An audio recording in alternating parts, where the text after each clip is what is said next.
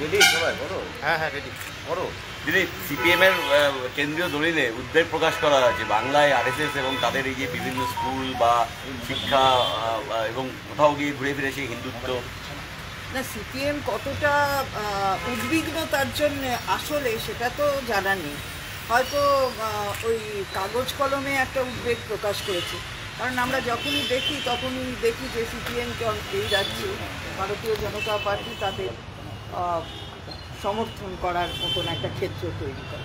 ফলে এটা সিপিএম বলবে কাগজে কলমে কি আছে তারা ব্যাখ্যা করবে। মেখলিগঞ্জের পরে বা তুফানগঞ্জেও পুরসভা নিয়ে তৃণমূলের অবস্থা। যে কোনো গণতান্ত্রিক সংস্থায় এই ধরনের আস্থা অথবা অনাস্থা আনা সাংবিধানিক অধিকার এনেছে, যা রেজাল্ট হবে সেটা হবে। তৃণমূলের বিরুদ্ধে তার বাদ তাতে কি অসুবিধা হয়েছে? এতে বোঝা যায় যে আমাদের দলে গণতন্ত্র আছে। একটা বিষয় যেটা হচ্ছে যে দিদিমণি মমতা ব্যানার্জি যেটা বলছেন যে অতিরিক্ত ভোটার ইয়ে করা হচ্ছে, এটা উনি সেদিনকেই বলেছেন।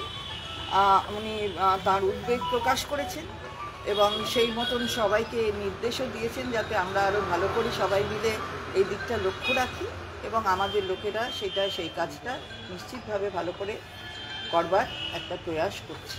নিউ টাউন থেকে লেদার কম বিভিন্ন জায়গায় বারবার এই যে মহিলাদের উপর নানা অত্যাচারের ঘটনা, হাইকোর্ট একটা টিম তৈরি করতে মুখ্য সচিবকে নির্দেশ দিয়েছেন যে একটা সিনিয়র আধিকারিকদের টিম তৈরি করে ফাইনাল সলিউশন পাবে। না, যেখানেই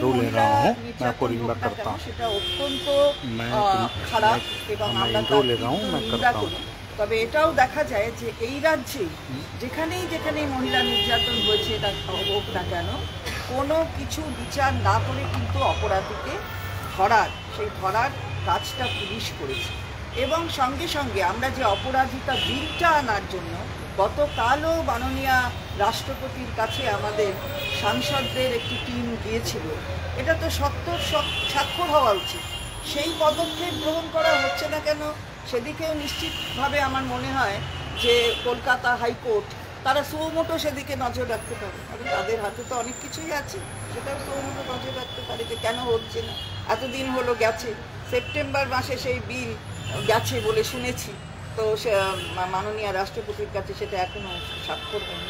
কালকে মোহন ভাগবতের সভা হচ্ছে, পুলিশের আপত্তি ধোপে টিকলো না, আদালতের নির্দেশেই সভা হবে না। আমি সেটা ওই সংবাদ মাধ্যমে দেখলাম যে কলকাতা হাইকোর্ট মাননীয় কলকাতা হাইকোর্ট সেটা অর্ডার দিয়েছে। আমি জানি না, এখন পরীক্ষা চলছে, রোববার কি পরীক্ষার আওতার বাইরে কিনা সেটা আমি জানি না। সেটা আদালত নিশ্চয়ই বিবেচনা করেছে, দিয়েছে, আদালত জানে। আদালত মোহন ভাগবতরা কেন সক্রিয় হচ্ছে না তো 26 সে কিছুতে কিছু হবে না, সক্রিয় না কি তা জানি না, এই দিয়ে কিছু হবে না। মাননীয় মুখ্যমন্ত্রী মানুষের জন্য যা এখানে করেছেন, মুখে মামাটি মানুষের সরকার বলেন না, কাজে করে দেখিয়েছেন।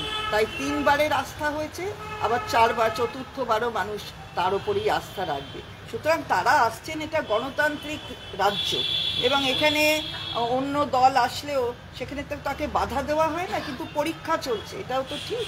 এটা মাধ্যমিক পরীক্ষা আরম্ভ হয়েছে এবং আমরা যেটা জানি যে মাধ্যমিক পরীক্ষার একটা সময় থাকে, যে সময় অবধি তার আগে অবধি মাইকটা চালানো যায় এবং মাধ্যমিক পরীক্ষার পরে আবার কোনো গ্যাপ থাকলে মাধ্যমিক পরে উচ্চ মাধ্যমিক আছে সেগুলো মাইক চালানো যায়। তা এখন আদালত কি দেখে দিয়েছেন আমার জানা নেই, রোববার হয়তো বাইরে।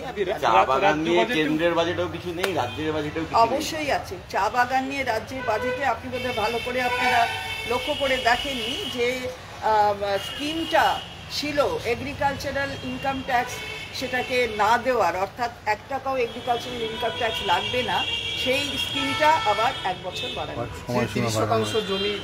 আমি আর কিছু বলবো না, কারণ হচ্ছে বাজেট সেশন চলছে, যা বলবো সেটা রিপ্লাইয়ে বলবো। আমি যা করছে সে তাদের নিশ্চয়ই প্রতিনিধি আছে, তারা বলবে, তার উত্তর আমি পেতে দেবো। ব্যারাকপুর মেট্রোটা পানীয় জলের সমস্যার জন্য আটকে আছে কাজকর্মগুলো, আদতে বোধহয় কেন্দ্র রাজ্য সংঘাত মনে করা হচ্ছে। আমরা দেখছি, সবকিছু নজর রাখছি, মানুষও নজর রাখছে। দিদি একটু ইংলিশে